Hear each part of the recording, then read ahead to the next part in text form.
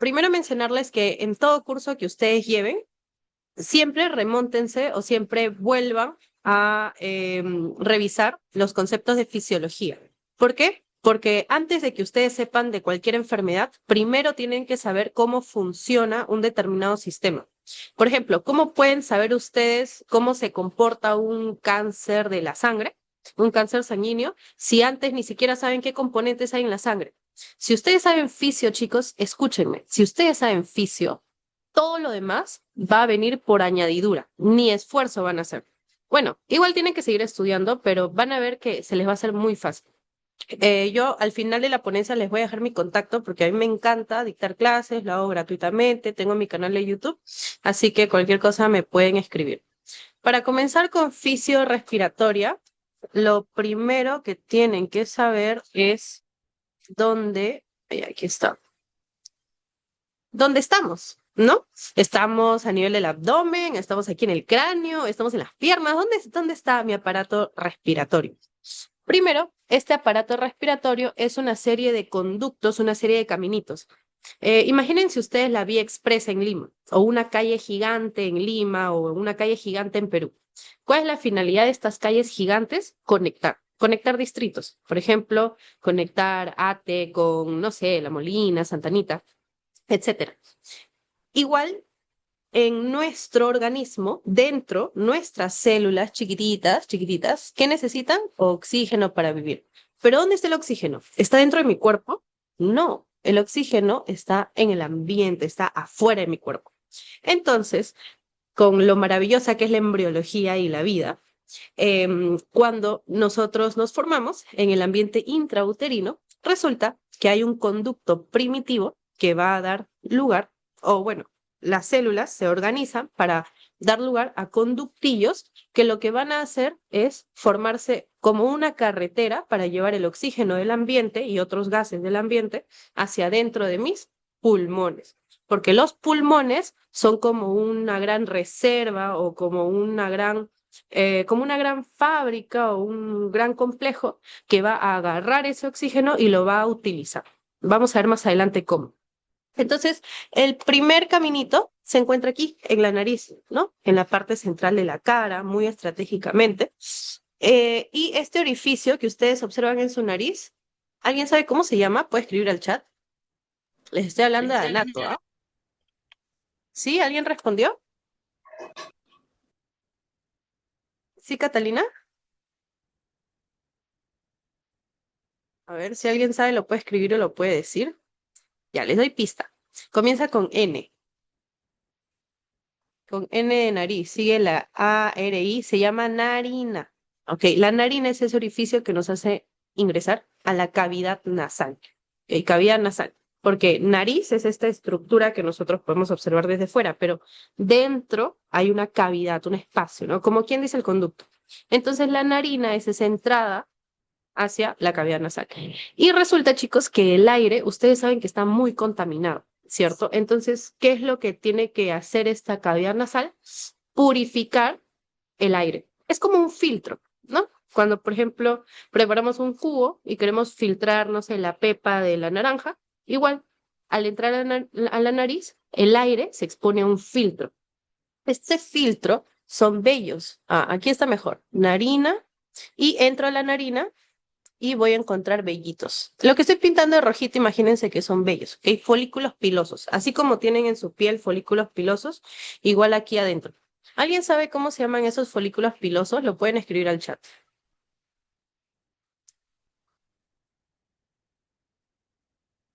3, 2, 1. Ya, nadie sabe. Se llaman vibrisas. Uy, perdón.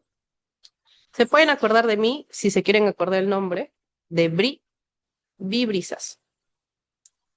Entonces, ¿dónde se encuentran estas vibrisas? En el vestíbulo nasal. ¿Qué es un vestíbulo? Es la entrada a, por ejemplo, un hotel, cuando ustedes se van de viaje, ¿no? Esperan en el vestíbulo, en esta salita está. Igual aquí, en el vestíbulo de la nariz, en la entradita de la nariz, tengo yo folículos pilosos que se les llama vibrisas y cuya función principal es purificar el aire.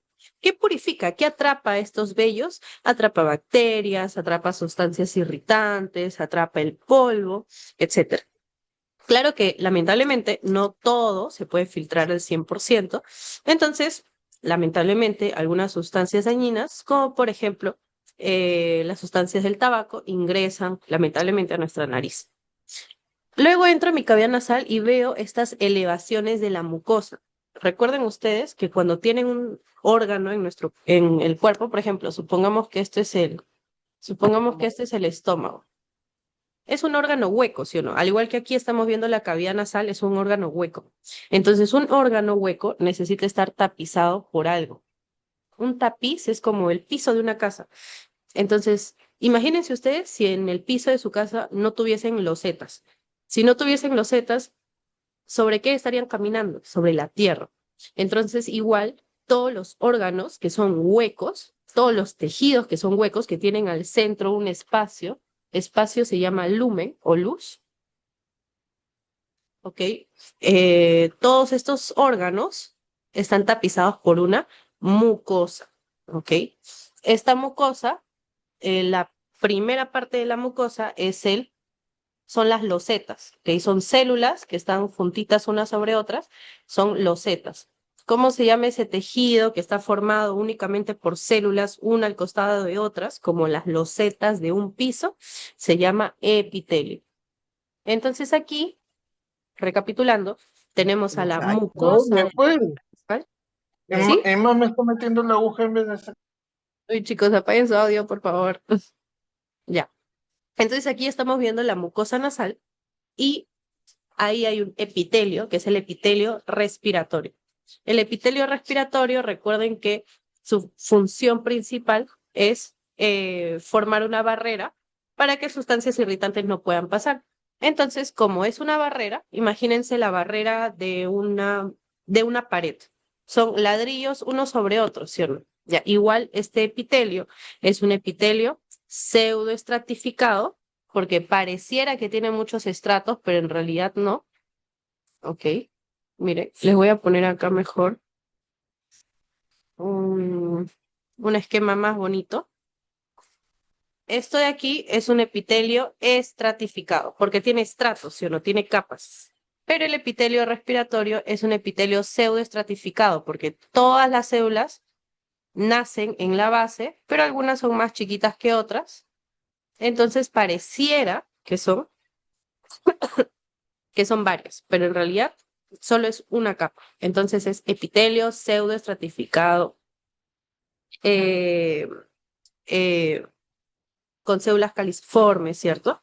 Perdón, me estoy confundiendo con el epitelio del esófago. ¿Por qué nadie me dice nada? Perdónenme. Es un epitelio cilíndrico. Lapsus, chicos, lapsus. Ya, esto ignórenlo. Es un epitelio de células cilíndricas. Estas células tienen cilios. Entre estas células, más abajo, a nivel de los bronquios, van a haber células caliciformes. Ok, muy bien. Entonces, estas elevaciones de la mucosa de la cavidad nasal se denominan cornetes. ¿Y qué son los cornetes? Imagínense como baches, como rompemuelles en la pista. Ya, igual son los cornetes, son elevaciones. ¿Qué pasa cuando un carro pasa por este bache? Pues el carro ¡plup! Salta, ¿no? Te mueves. Entonces, igual, cuando el aire pasa por este cornete, ¡plup! Salta un poquito, se mueve. Entonces, el flujo, o sea, cuando el aire pasa acá, cuando fluye, ya no es un flujo lineal, ¿no? Laminar, o sea, como lámina. Lámina, imagínense como una sábana. Una sábana, como está en la cama de las personas, está así extendida, plana. Así debería ser el flujo, de una dirección plana. Pero aquí estamos viendo que los cornetes hacen que el aire ¡plup! Se eleve. Entonces, el flujo ya no sería laminar, sino sería revoloteado, sería turbulento. ¿Cuántos cornetes hay? Hay uno, dos, tres. Cornete superior, cornete medio, cornete inferior. Y los espacios que hay entre estos cornetes se llaman meatos.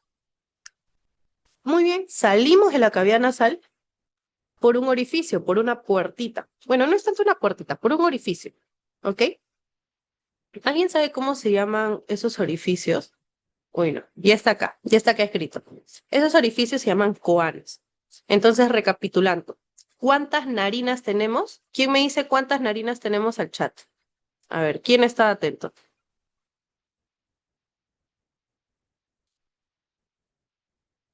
Muy bien, Catalina, tenemos dos narinas. Una narina que me lleva a la cavidad nasal derecha y una narina que me lleva a la cavidad nasal izquierda, que es lo que estoy viendo aquí en este lado. Ahora, ¿cuántas coanas tenemos?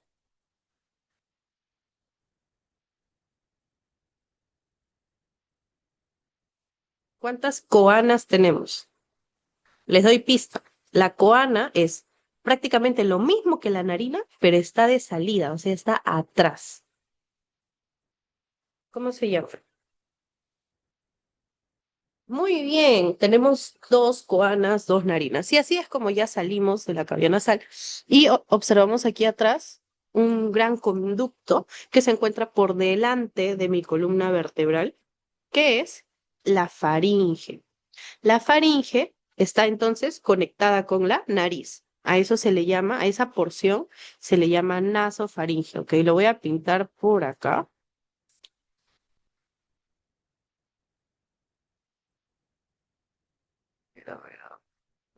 Ya mire, esto que estoy pintando de amarillo, o bueno, con el resaltador amarillo, eso sería la nasofaringe. Lo que voy a pintar de color naranja, eso que está por debajo del paladar blando y por encima de la base de la lengua, eso sería la orofaringe. Oro viene de cavidad oral. Luego, por debajo de la base de la lengua, aquí es todo esto es la lengua, todo esto que estoy pintando de rojo, por debajo de la base de la lengua, que está estratégicamente la epiglotis, epiglotis. Y por debajo del epiglotis está la laringe. Quiero que piensen esto. Imagínense, cierren los ojos si gustan, pero imagínense que el epiglotis es una puerta. Imagínense la puerta de su casa. Ya, la puerta. Ya, ustedes entran, ¿no? Por esa puerta. ¿Y qué tengo? Ah, mi habitación, mi cuarto. Igualito, chicos. La epiglotis es una puerta que me lleva ¿a dónde? A la laringe. Este conducto que está debajo del epiglotis, o sea, después del epiglotis, esta es la laringe. Entonces, ¿qué pasa cuando tú consumes alimentos? Los músculos de la lengua se contraen. Y al contraerse los músculos de la lengua, la epiglotis, esto de acá, que estaba abierto, la puerta, la epiglotis que estaba abierta, como se contraen los músculos de la lengua, cae la epiglotis y se va en esta dirección. Miren, lo que estoy pintando ahorita rojito es como si fuese la epiglotis que cae cuando la lengua está contraída porque estamos deglutiendo, ingiriendo alimentos. Entonces cierra la laringe. Al cerrar yo la laringe, la comida, porque estoy consumiendo alimentos, ¿va a pasar a la laringe? No, va a pasar hacia el esófago que está debajo de toda la faringe. Entonces, recapitulando, todo esto es la faringe, nasofaringe, orofaringe, faringe laringia, porque está detrás de la laringe, o también llamada laringofaringe, y debajo de la faringe el esófago. Chicos, hasta ahí, por favor, reaccionen así con un corazoncito, like, lo que quieran, todos los que han entendido hasta el momento, para ya ir ahora sí más abajo. Iliari, Yaretsi, muy bien. Ya, genial, genial, genial, chicos, vamos, vamos, vamos, ustedes pueden. Ya. Entonces, entramos a la laringe. Ustedes ven aquí que la laringe, imagínense, mejor se los dibujo yo porque hasta ahora no encuentro un buen dibujo. Ya miren, imagínense que esto, que están viendo la laringe de adelante hacia atrás. O sea, este es el borde lateral el borde lateral derecho de la laringe, ¿ok? El borde lateral derecho de la faringe y este es el borde izquierdo. Ya. Si ustedes ven a la laringe así, en realidad no es un tubo que está así tal cual recto, sino que hay un punto de este tubito que está así, miren, que está, no, vamos a ir con lápiz, ya, que está plegado. O sea, imagínense que hacen como un doblez, un primer doblez acá y un segundo doblez acá. Y del otro lado igual, un segundo doblez y un segundo doblez. ¿Ok? Ya. Estos dobleces que hay arriba, o en general, estos dobleces son como cuerdas, ¿sí o no? Ya, se llaman cuerdas vocales. Las cuerdas vocales que están arriba se llaman cuerdas vocales falsas y las que están abajo se llaman cuerdas vocales verdaderas.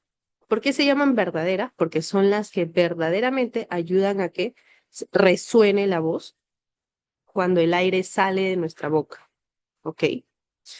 Estas cuerdas vocales verdaderas van a tener músculo esquelético también, ¿ya? Entonces vamos bajando em, y debajo de la laringe, miren, acá se ve ligeramente las cuerdas vocales. No sé si ven acá estos pliegues, como un labio. Miren su labio, ¿ok? Imagínense su labio, ¿no? Hay una parte del labio superior, hay labio inferior, y entre los dos labios que tengo, el orificio, ¿no? Eh, una hendidura, ¿ok? Un espacio que me va a entrar a mi cavidad oral. Entonces, imagínense el labio superior como cuerda vocal falsa, labio inferior, cuerda vocal verdadera, y el espacio, como les dije que se llamaba, hendidura.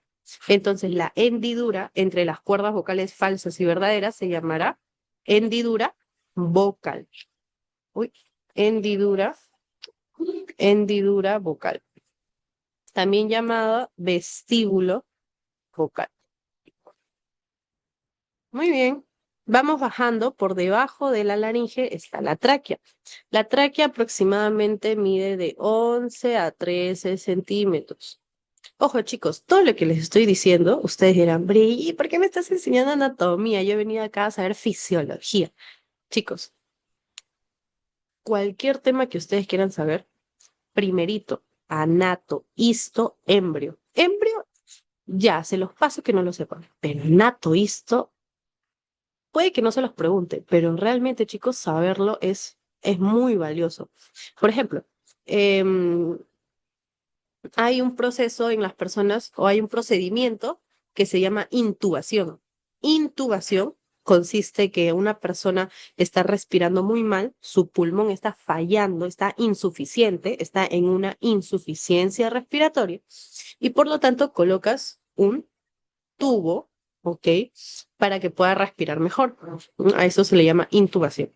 Entonces, ¿qué longitud tendría que tener este tubo si la longitud de la tráquea es de 11 a 13?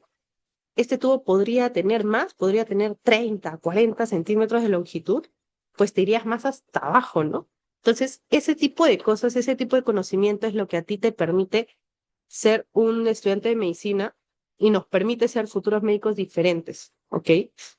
No memorizar, sepan cosas como estas que son muy interesantes. Ya, entonces ya estamos aquí en la tráquea, aproximadamente, si mal no recuerdo, hay 12 de estos cartílagos. Esto que ven aquí de color celestito es cartílago. Ustedes saben que el cartílago, no sé si han visto, por ejemplo, cuando han comido pollito y hay una parte dura del pollito blanquita, no dura, sino más densa, que les cuesta morderla. Ya, eso es cartílago, ¿ok? Este cartílago característicamente es cartílago hialino. ¿Ya? Hay tipos de cartílago.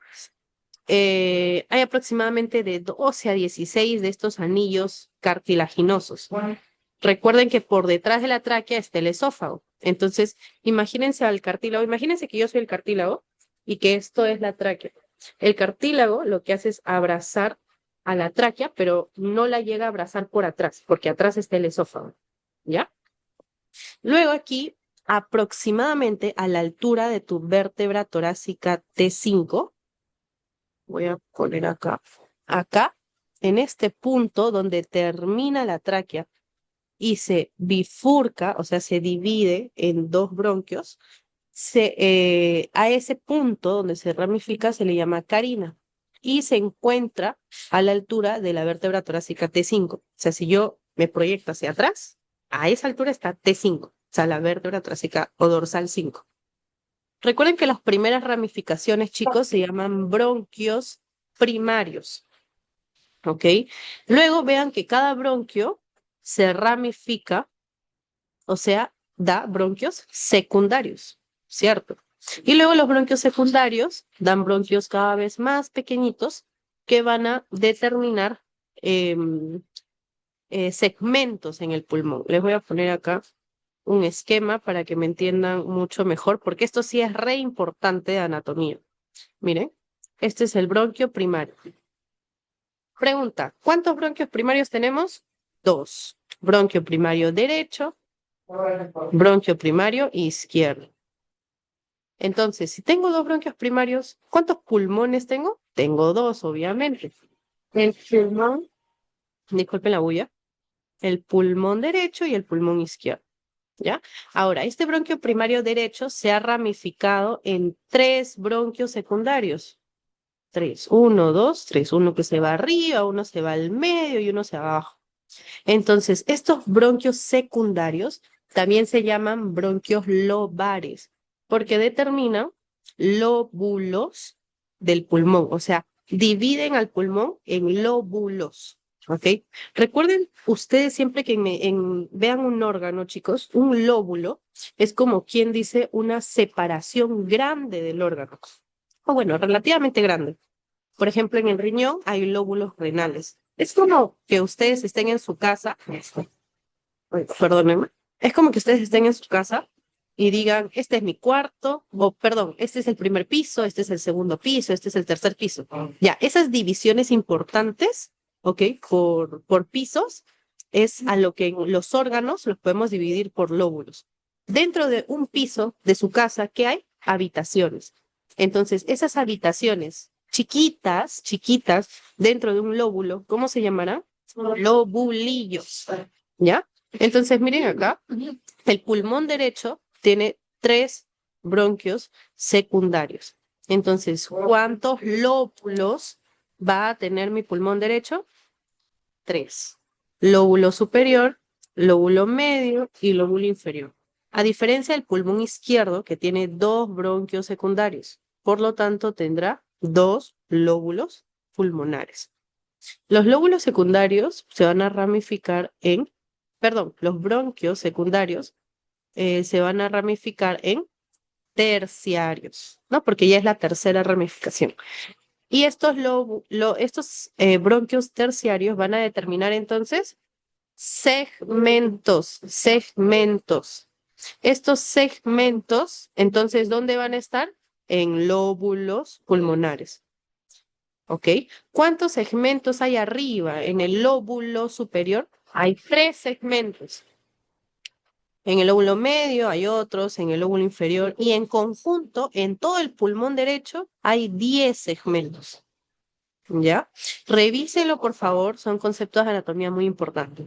Ahora, si yo sigo ramificando esto, y ya entramos cada vez más a fisio, si yo sigo ramificando los bronquios terciarios, voy a llegar a bronquios que ya no tienen cartílago, que son los bronquiolos. ¿Recuerdan que la tráquea tenía estas herraduras de cartílago? Ya, ahora ve acá que los bronquiolos ya no tienen cartílago.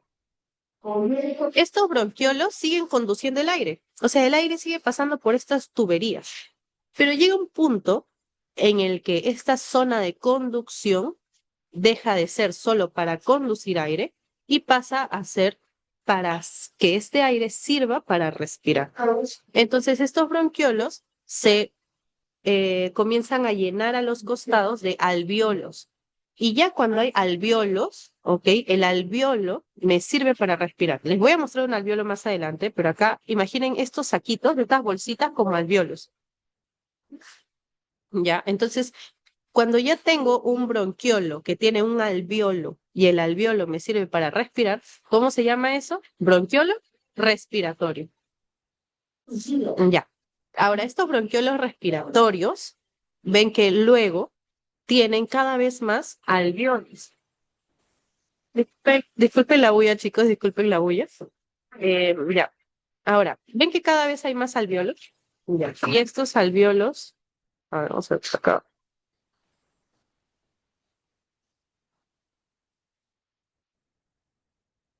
Ya. A ver, y ven que estos alvéolos se unen uno al costado del otro y prácticamente no hay espacios entre alvéolos. Ya, cuando esto pasa, cuando hay todo un caminito y todo este caminito está formado por alvéolos al costado, A eso se llama conducto alveolar. Conducto alveolar, entonces, ¿qué es? Es un bronquiolo cuya pared está llena de alvéolos juntitos unos con otros y no están separados como en el bronquiolo respiratorio. Y finalmente ya no tengo conducto alveolar, sino tengo, o sea, ya no tengo una estructura con forma de tubo con alvéolos, sino ahora tengo una estructura con forma de saco, o sea, como un globo. Imagínense un globo, pero que este globo, el contorno no es liso, sino que son muchos alvéolos unos con otros. A eso se llama saco alveolar. Chicos, hasta ahí, por favor, reacciones si se entendió. Para continuar. Ya, ya, genial, genial, me encanta. Entonces, ¿cuáles son las porciones o las zonas de mi sistema respiratorio? La zona de conducción y la zona de respiración. ¿Cuáles son las funciones entonces hasta el momento de mi pulmón? Solo con anatomía, perdón, de mi sistema respiratorio, solo con anatomía. Filtrar y calentar el aire. Chicos, respondan todos al chat. ¿Quién filtra el aire que ingresa a la vía respiratoria? ¿Quién filtra el aire? Funciona como un colador.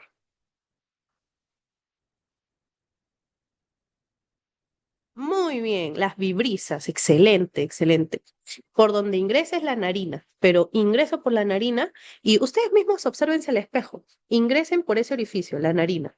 Ahora, estoy en la entrada de la nariz, vestíbulo nasal. ¿Y qué hay ahí? Hay vellitos, hay vibrisas. Entonces, filtrar el aire. Segundo, ¿quién calienta el aire, chicos? ¿Cómo se calienta el aire? Ya, esto creo que no les expliqué. Les expliqué dónde el aire se hacía turbulento, pero no les expliqué cómo se calienta el aire.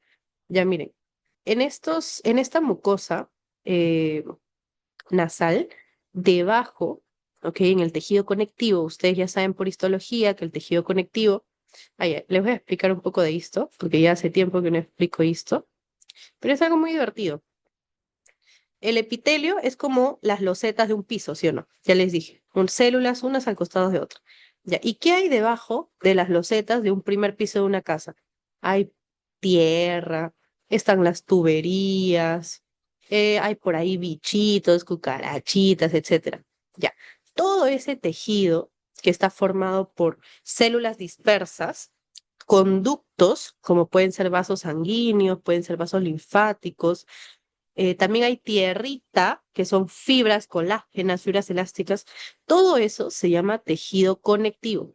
Miren la diferencia con el tejido epitelial. El tejido epitelial son full células unas sobre otras, o unas al costado de otras.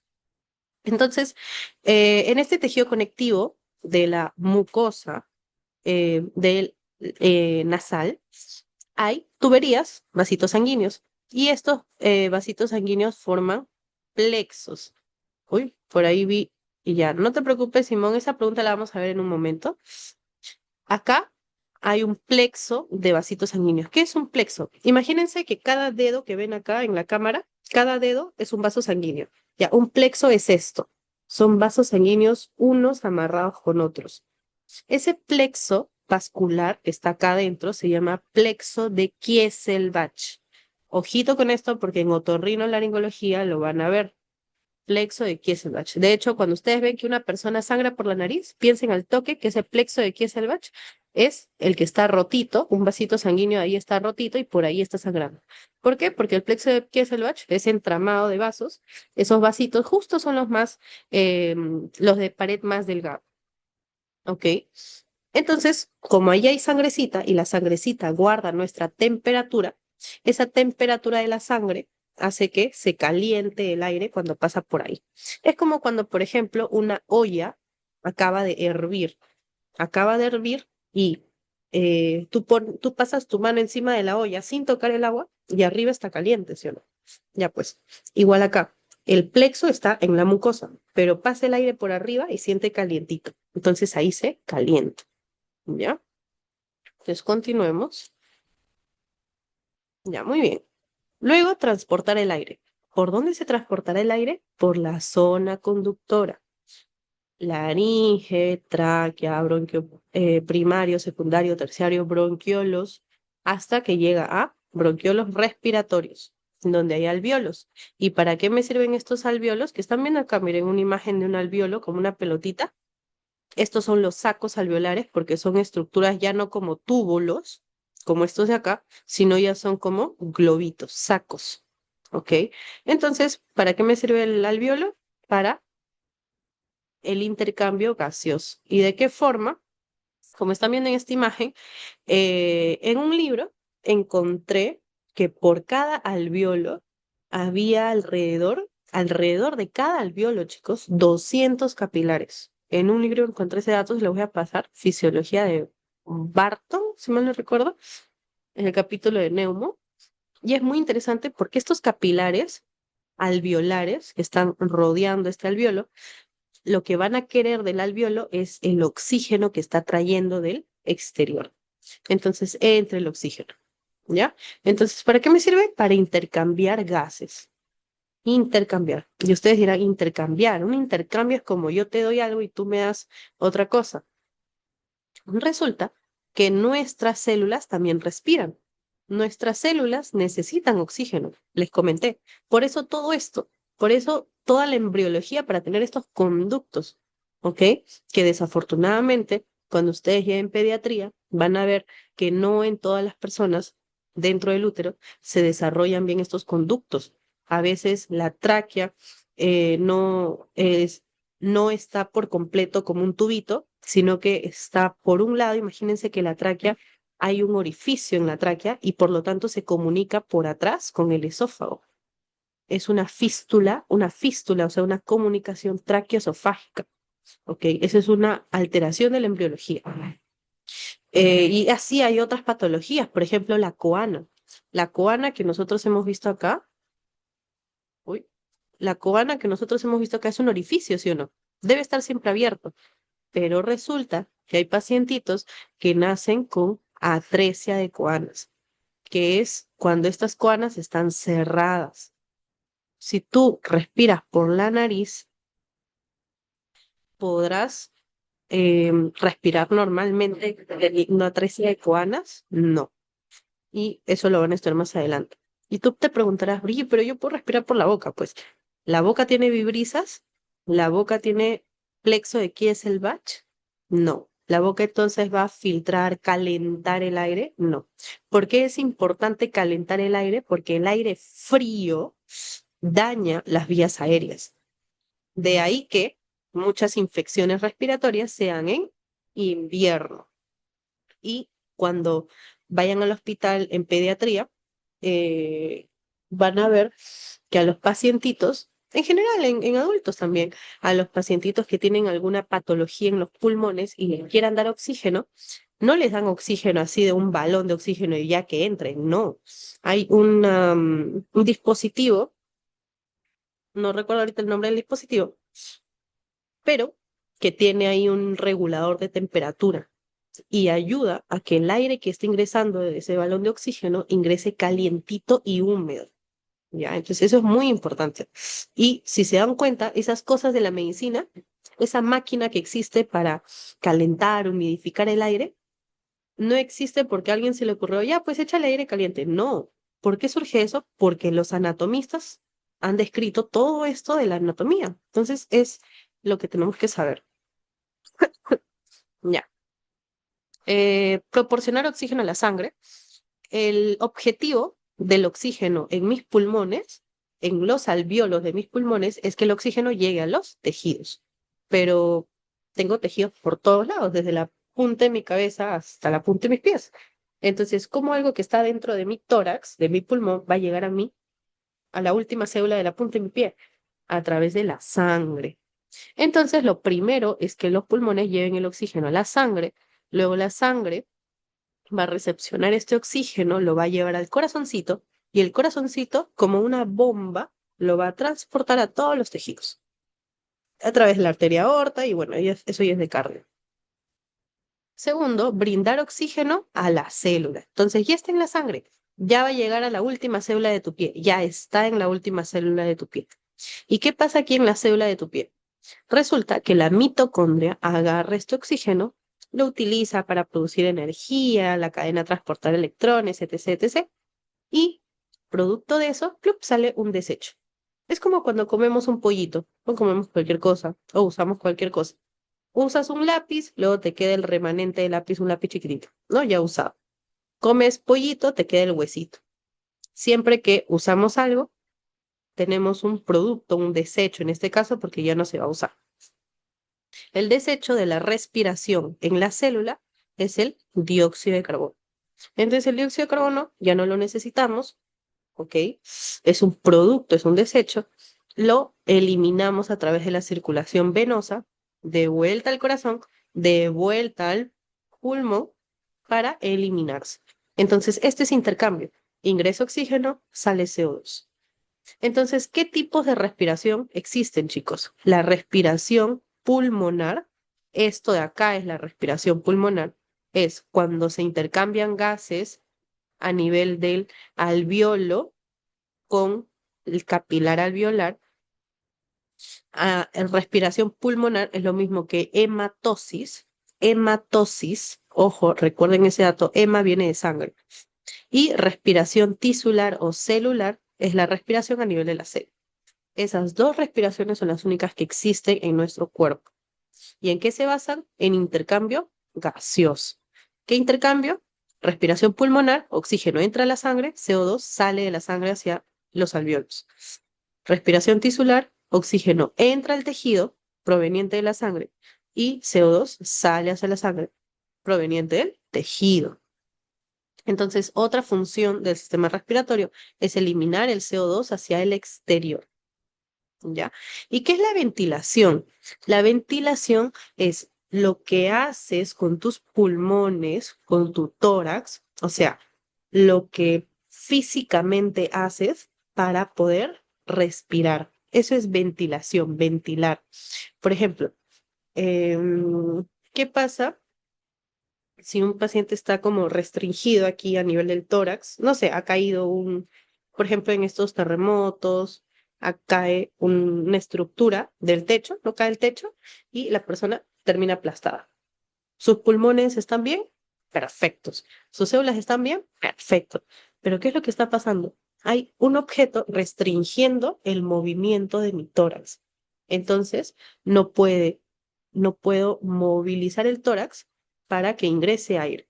Entonces, hay una falla en la ventilación. Más adelante vamos a ver cómo es que el aire ingresa, cómo es la inspiración, o sea, cuando el aire ingresa, y cómo es la expiración cuando el aire sale. Muy bien. Ahora la mecánica ventilatoria. Primero, hasta ahí, esto está ok, chicos. Pueden reaccionar. Uy, creo que se durmieron. A ver, no los veo. A ver. Muy bien, muy bien, muy bien, muy bien. Veo sus reacciones. Ya, genial. Ahora, vamos a ver la mecánica ventilatoria, que es lo que les está explicando, ¿no? ¿Qué es la ventilación? Es ese movimiento que hago con mis músculos, con mi tórax, con mis pulmones, para que ingrese y salga aire, o sea, para la inspiración y para la expiración. Para esto existe un gran músculo, que es el diafragma, que está debajo de los pulmones. Quiero que se imaginen como se me fue el nombre, como un pistón. No sé si han visto estos pistones cuando arreglan los carros, que se alza y empuja hacia arriba, creo que la llanta o el carro, no sé. Igual, abajo del pulmón, como si fuese un pistón, tienen al diafragma. Si ustedes el diafragma lo elevan, ¿qué pasa con el pulmón? Miren acá a la derecha, se comprime.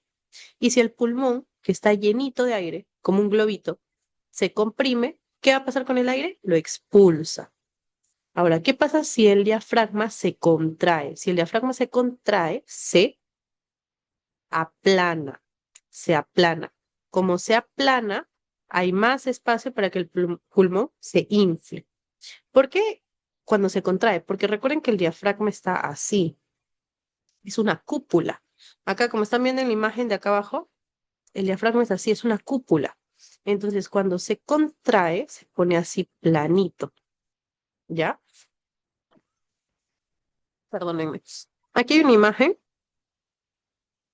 ¿no? Lo que está punteado es como está el diafragma, pero si se contrae, como dice acá, plup, se aplana. Y si se aplana, se va hacia abajo. En cambio, acá a la derecha están viendo que el diafragma se está relajando, o sea, no está aplanado, está en cúpula. Y si está en cúpula, el pulmón ¿hacia dónde se va? Hacia arriba. Entonces, cuando el diafragma se contrae, mis pulmones se hinchan, aumentan en volumen, ¿ok? ¿Cuál es la diferencia de volumen de una gaseosa de 1 litro que una gordita, una personal? Es grande, ¿sí o no? Volumen, mililitros estamos hablando, ¿ok? Unidad de medida, mililitros. 500 mililitros de gaseosa, 1000 mililitros, 1 litro, ¿ok? Igual acá estamos hablando de volumen de aire, ¿ok? Que por cierto también se habla en mililitros, que lo vamos a ver más adelante. Entonces, ¿cuál es el principal músculo de la respiración? Que el 95% de la respiración es gracias a él, al diafragma. Em, Hay otros músculos que ayudan en la inspiración. A ver, deme un momento, por favor.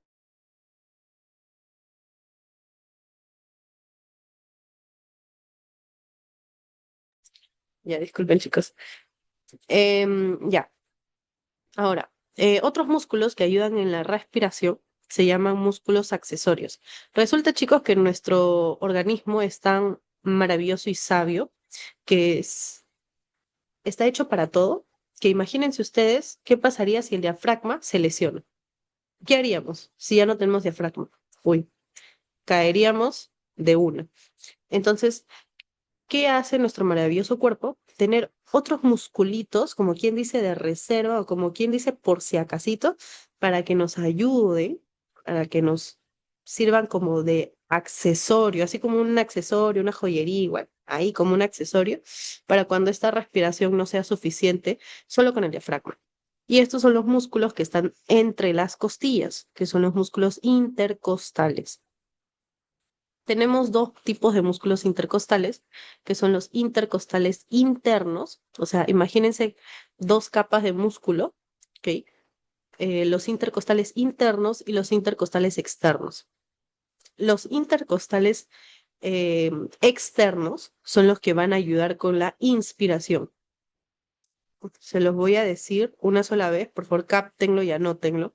Los intercostales externos, al contraerse, llevan el tórax como las fibras de estos músculos están orientadas hacia adelante, llevan al tórax hacia adelante. O sea, el tórax, imagínate tu tórax que se vuelve ancho, grande. Y por lo tanto, como el tórax está más ancho, el pulmón va a tener más espacio para distenderse, para agrandarse, como un globo que se está agrandando y llenando de aire. En cambio, en la expiración, o sea, cuando no quiero que mi globito, que mi pulmón tenga aire, en la expiración, los músculos intercostales internos, son los que se contraen. Y como estos músculos intercostales internos están en dirección hacia atrás y hacia abajo, al contraerse, jalan el tórax hacia atrás. O sea, imagínate hacer más delgadito tu tórax. ¿Vas a tener espacio para tus pulmones? No, se contrae.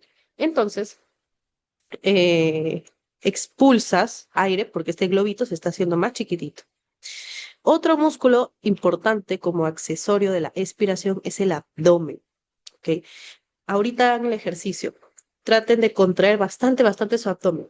¿Qué va a pasar con los músculos acá, intraabdominales? Se van a ir cada vez más hacia arriba porque no hay otro espacio para donde vayan. Como se van hacia arriba, empujan el diafragma, empujan el pulmón, hacen que se desinfle. Ayuda el músculo abdominal, perdón, el músculo recto abdominal es el principal músculo accesorio de la expiración. Chicos, 100% entendido mecánica de la ventilación, por fin dejen su buena reacción.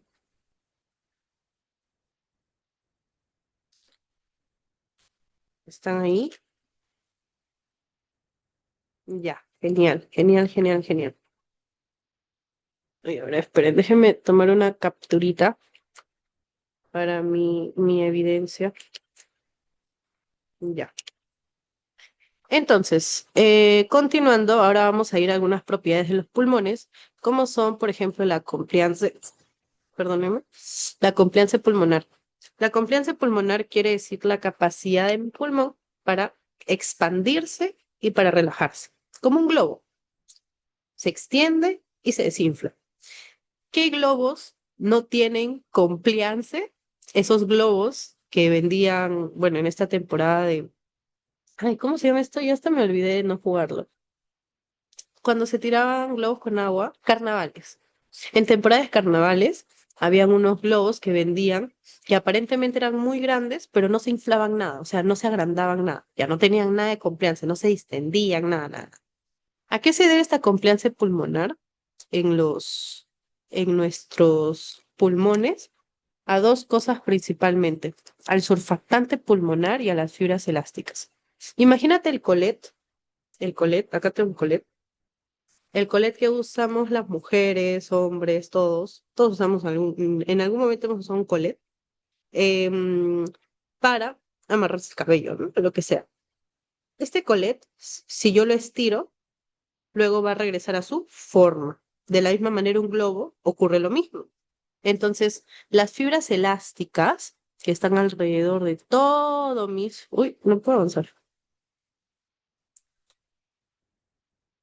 Oh, oh. Ya, bueno.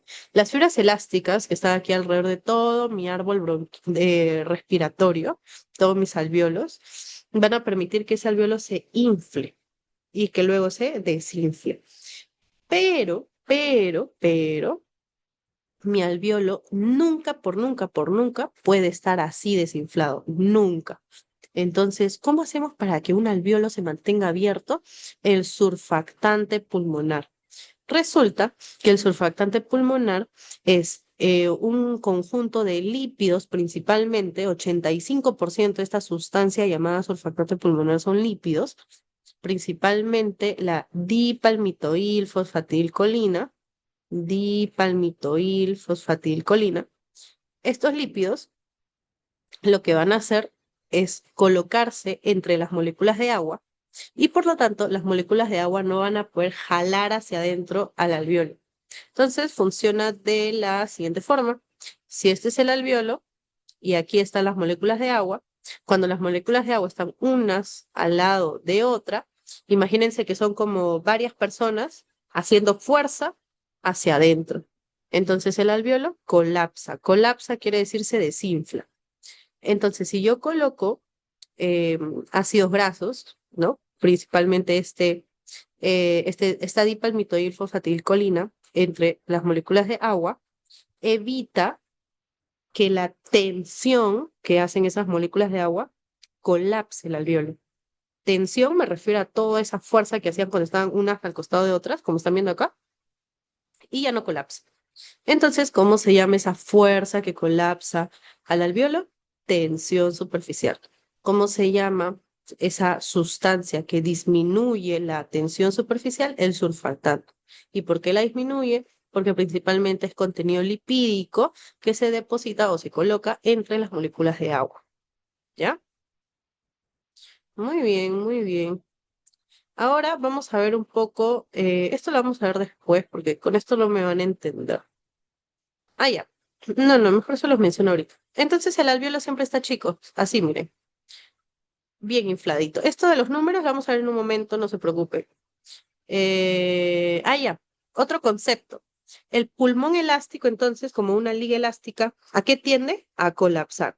¿Gracias a qué no colapsa? Al surfactante pulmonar. Entonces, ese es un concepto muy importante de fisiología respiratoria que lo van a encontrar en todos los libros. Y ya les he explicado por qué es esto. También el pulmón se mantiene infladito gracias a que la pared torácica tiende a distenderse. ¿Ok? La pared, las costillas, el músculo intercostal tiene esa forma como arqueada, como están viendo acá, para darle espacio al pulmón para que se expanda. ¿Qué pasa cuando tenemos alguna fractura intercostal, cuando tenemos alguna lesión aquí a nivel de la pared torácica? El pulmón se comprime. Entonces es muy importante la integridad de todas estas estructuras anatómicas. Ahora vamos a ver cuánto respiramos. Ya les he explicado cómo respiramos, pero ¿cuánto respiramos? ¿Alguna vez se han preguntado? Ya, imagínense ustedes una botellita gaseosa. una botellita de gaseosa de estas chiquitas personales de 500 mililitros. Bueno, vienen 750 mililitros, ¿no? Pero imagínense un poco menos. Ya, eso, chicos, eso en volumen de aire respiramos o inhalamos con cada respiración.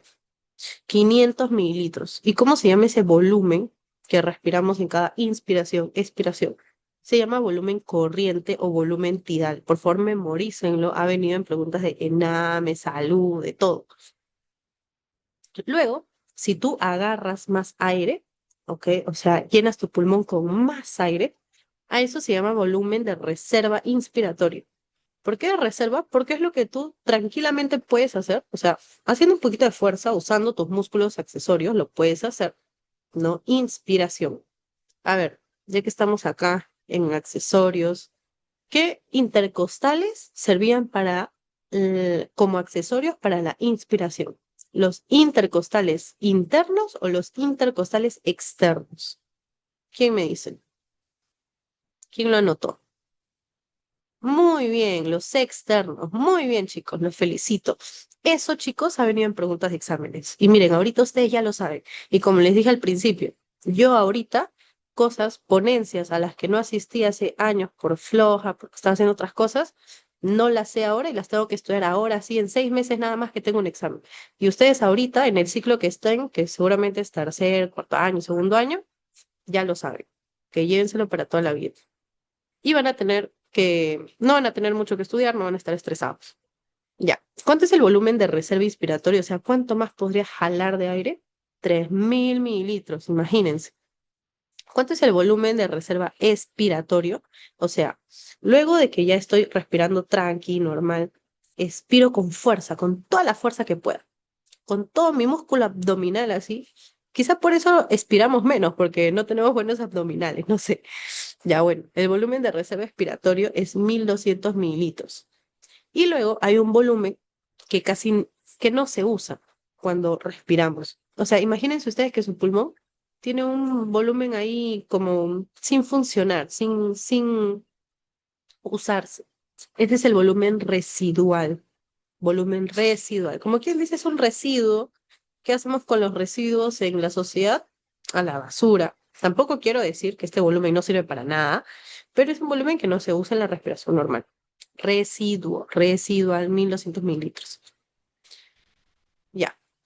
Luego, si ustedes juntan estos volúmenes, van a tener capacidades. ¿Ok? Entonces, por ejemplo, si yo junto cuánto puedo respirar normalmente con cuánto puedo respirar con mis músculos accesorios, a eso se le llama capacidad inspiratoria. O sea, es todo, absolutamente todo lo que puedo inspirar. Lo que inspiro normalmente, volumen corriente, y lo que inspiro con fuerza, reserva inspiratoria. ¿Y qué es la capacidad vital? La capacidad vital es todo el aire que yo puedo agarrar normalmente con esfuerzo para inspirar y con esfuerzo para expirar. O sea, miren acá, en la capacidad vital, por algo se llama vital, porque es lo que yo puedo usar en mi vida, haciendo esfuerzo, no haciendo esfuerzo. Sin hacer esfuerzo, volumen corriente. Con esfuerzo, volumen de reserva inspiratorio. Inspiro más, agarro más aire. Luego, todo ese aire que agarré, uff, lo exhalo. Entonces, ¿todo eso lo estoy usando para vivir? Sí, capacidad vital. ¿Qué es la capacidad residual funcional? Es la capacidad que queda en mis pulmones contando la que puedo usar en la expiración forzada y la que puedo reservar en mis pulmones como volumen residual. ¿Y qué es la capacidad pulmonar total? Su mismo nombre lo dice. No tienen que buscar chicos en los exámenes, esto no les debe confundir.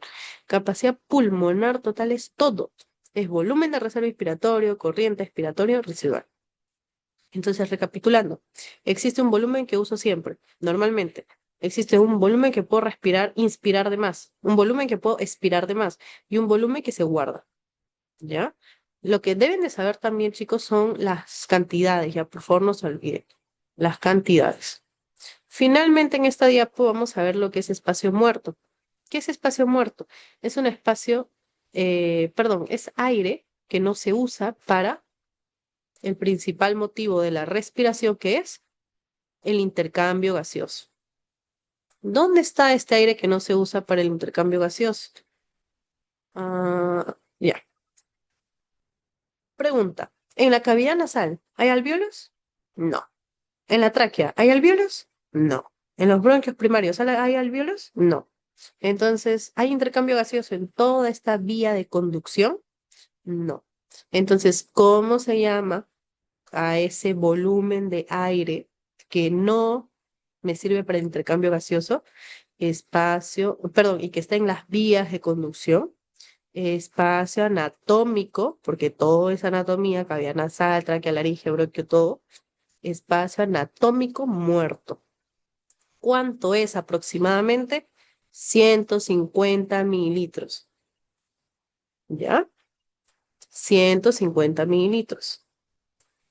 Luego, en los alvéolos, resulta, yo les mencioné, ¿sí o no? Que un alvéolo está rodeado por aproximadamente 200 capilares.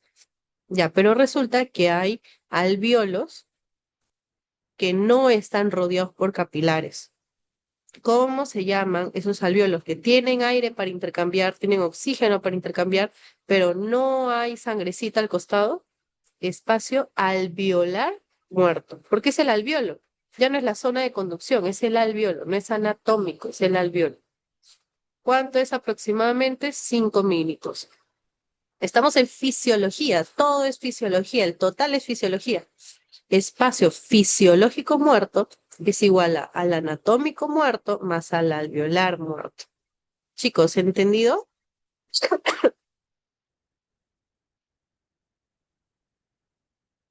¿Entendido, chicos? Ay, esperen, ¿verdad? Tenía que ver sus reacciones. Ya, a ver, reacciones. Ya, ahí están, ahí están. Todavía hay algunos vivos. Algunos que todavía me están escuchando. Ya, gracias. Algo más les iba a comentar acá. Ah, ya.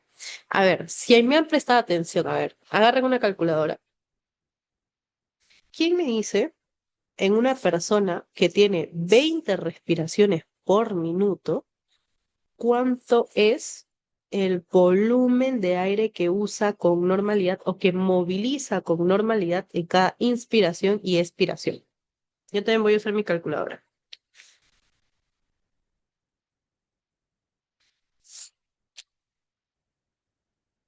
Y voy a ver el chat para ver si alguien ya tiene la respuesta.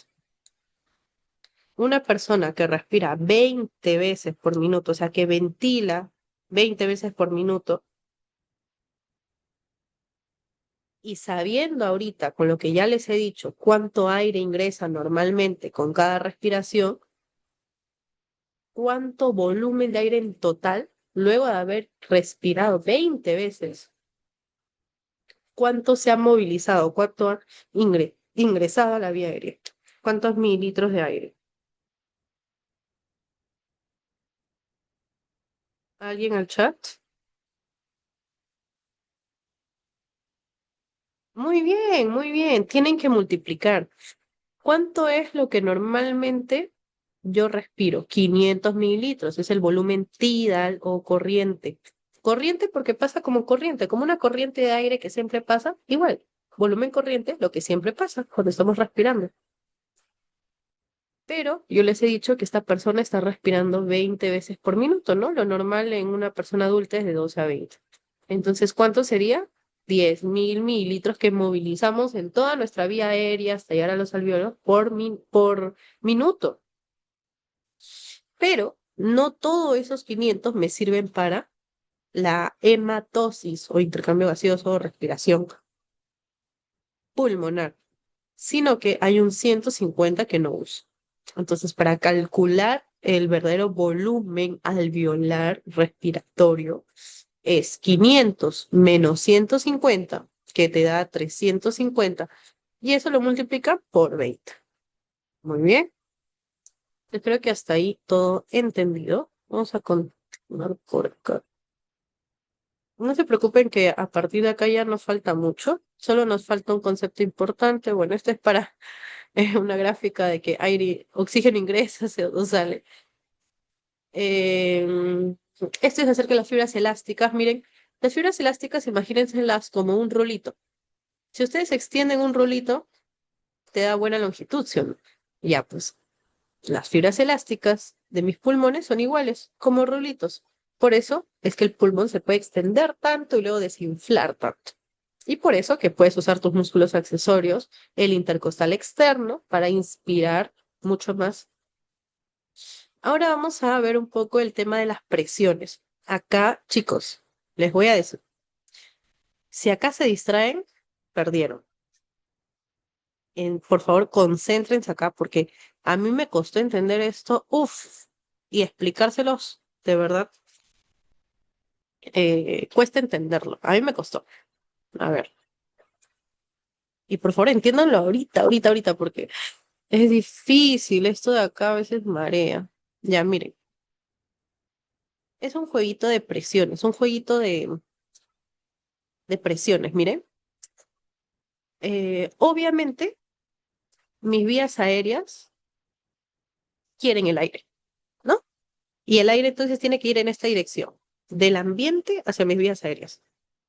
Pero para que eso ocurra, tiene que haber más presión de aire en el ambiente, más presión de aire en el ambiente, más presión atmosférica. Porque imagínense que en el ambiente la presión de aire es muy baja. ¿Cómo va a fluir hacia mí vía aérea? Es como un río. Imagínense que en un río la corriente está muy, muy débil, o sea, no tiene fuerza la corriente. El río o el oleaje, como lo quieran llamar, se va a mantener, o el agua se va a mantener estático, no se va a mover. Pero si hay una buena fuerza, una buena corriente de agua, sí se va a mover cuesta abajo, ¿no? Am, ya, igual. En conclusión, para que el aire del ambiente ingrese a mis vías aéreas, la presión en el ambiente tiene que ser mayor y la presión en mis vías aéreas, en mi alveolo, tiene que ser menos. ¿Ya? Entonces tenemos presión atmosférica y tenemos presión alveolar. Perdónenme. Ahora, como ya les expliqué, los alveolos se mantienen insufladitos, bien llenitos, gracias a el surfactante pulmonar. Se estira gracias a las fibras elásticas. Pero hay algo también importante que hasta ahora no les he dicho, que es la pleura. ¿Qué es la pleura? La pleura es como un saquito o como un estuche de mis pulmones. Los órganos, todos los órganos tienen estuches, ¿ok? Cápsulas, en este caso pleura, se le llama para el pulmón.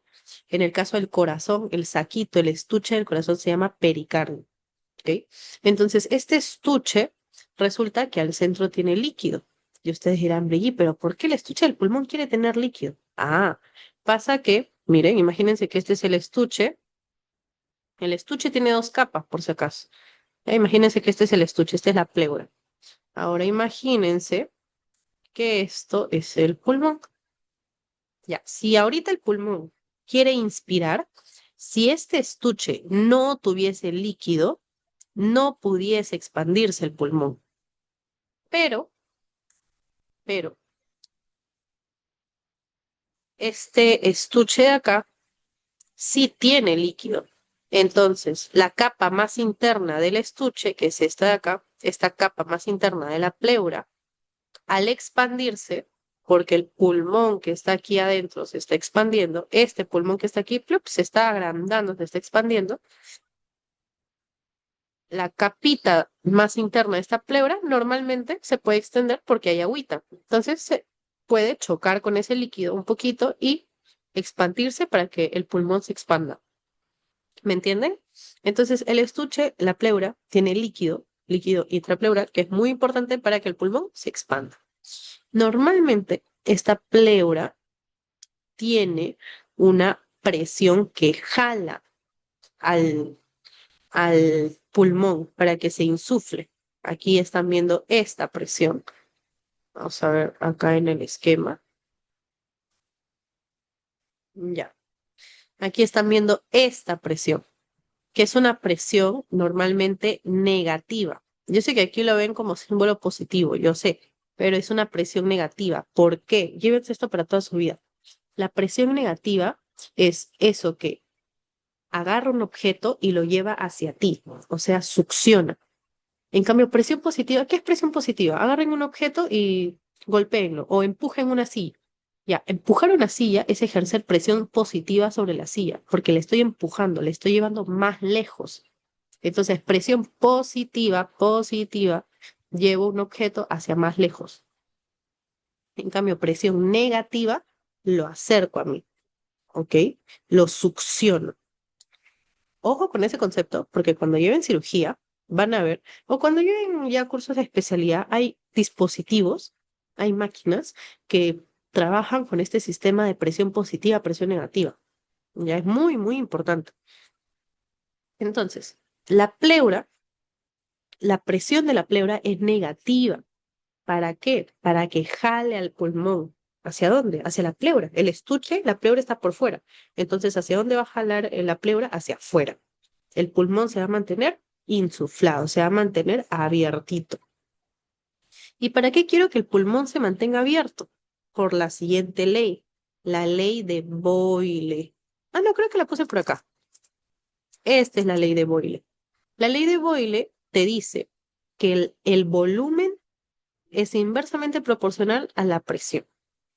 Por ejemplo, si ustedes están en un lugar muy alto, por ejemplo, una montaña,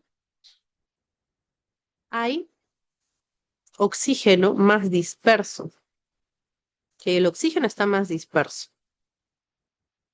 Pregunta, ¿qué volumen está abarcando este oxígeno? Está abarcando mucho volumen, miren, tanto volumen, o sea, tanto espacio para que haya este poquito de oxígeno. En cambio, cuando estamos al nivel del mar, el oxígeno, todo el oxígeno está juntito, todo está juntito. Entonces, en un pequeño espacio hay una buena presión de oxígeno. Entonces, nuevamente, a mayor volumen, cada molécula, como está más dispersa porque está abarcando más volumen, más espacio, hace menor presión. Porque recuerden que la presión es fuerza sobre área. Entonces, a ver, le voy a poner acá la fórmula. Fuerza sobre área. Como la presión es igual a fuerza sobre área, la presión que ejerce un gas depende, obviamente, de la fuerza del gas sobre qué área está. En este caso, en la punta de un cerro, en la sierra, a muchos niveles sobre el nivel del mar, todo el oxígeno está disperso, está en un área gigante. Como está en un área gigante, la fuerza que ejerce es poquito, porque están dispersos. En cambio, acá, a nivel del mar, el oxígeno está juntito y en tan pequeña área hace más presión, hace más fuerza. Ya, entonces el volumen es inversamente proporcional a la presión. ¿Ya? Entonces, ¿dónde hay más presión de oxígeno? A nivel del mar. ¿Y dónde hay menor presión de oxígeno? En la sierra, a gran altura. Por ese motivo es que cuando a veces vamos a gran altura, sentimos que nos falta el aire, porque hay menor presión de oxígeno, porque no hay una buena fuerza que esté haciendo el gas en el aire para ingresar a mi pulmón. ¿Ya? Muy bien. Entonces, ¿qué pasa cuando inspiramos? Agarren aire. Agarramos aire. El alvéolo se llena de aire. Si el alvéolo se ha llenado de aire, uy, ya. Si el alvéolo se ha llenado de aire, está aumentando su volumen. ¿Por qué está aumentando su volumen? Porque está aumentando de tamaño, porque se está llenando de aire. Si aumenta su volumen, va a haber menor o mayor presión. A ver, ¿quién escribe al chat? El pulmón acaba de ingresar aire del ambiente al pulmón. El alvéolo se ha hecho más gordito, como ven acá. El alvéolo se ha insuflado. Está agarrando volumen el alvéolo, se está agarrando tamaño, área. Si está agarrando volumen el alvéolo, adentro hay menor o mayor presión. A ver, ¿quién dice? Ya, sigan la ley de Boyle. El alvéolo se está insuflando, se está llenando de volumen. Si hay más volumen, moléculas más dispersas. Moléculas dispersas igual, menor presión. Entonces, ¿cómo va a ser la presión dentro del alvéolo cuando yo agarre aire? Si mi pulmón se acaba de inflar, mi alveolo se acaba de inflar, moléculas dispersas dentro del alveolo, entonces tengo menor presión. Y miren esta curva de acá. Durante la inspiración, la presión en centímetros de agua, la presión alveolar cae. ¿Ok? Ya. Seguimos. ¿Y cómo va a estar la presión pleural? La presión pleural se va a hacer más negativa. Y ustedes se preguntarán por qué. Porque obviamente si el alveolo se está llenando de aire, se está llenando de volumen, afuera, ¿quién está? La pleura. ¿Y la pleura qué quiere? Que este pulmón, que este alveolo se mantenga insuflado. Entonces, ¿qué hace? Lo succiona, o sea, lo jala hacia afuera. O sea, hace presión. Succión, chicos, succión es jalar hacia él, hacia la pleura. ¿Es presión negativa o positiva? La pleura aquí está jalando, está haciendo presión hacia la pleura para mantenerlo inflado. Muy bien, es presión negativa. Imagínense si la pleura hiciera presión positiva. Imagínense nada más. Les voy a poner acá. Miren, imagínense si la pleura, que es esto que está aquí al costado de los alvéolos de mi pulmón, hiciera presión positiva. El pobre alvéolo está que intenta agarrar aire del ambiente, se está llenando de volumen, menor presión alveolar, porque las moléculas ya están más dispersas. Y miren la pleura que estaría haciendo, presión positiva. O sea, lo estaría comprimiendo al pobre alvéolo. ¿Tiene lógica que tu alvéolo se expanda para agarrar oxígeno y que la pleura al costado lo esté comprimiendo? O sea, presión positiva. No. ¿Qué hace entonces la pleura? Presión negativa. Aumenta y aumenta la presión negativa para agarrar el alvéolo y decir, ya, yo te mantengo insuflado a más no poder. Entonces, miren la curva de acá. La presión negativa de la pleura se hace más negativa. De lo que está en -4, -6, miren, se llega incluso a -7, -8. ¿Ya? Bueno, -8 no llega, -6, -7. ¿Ya?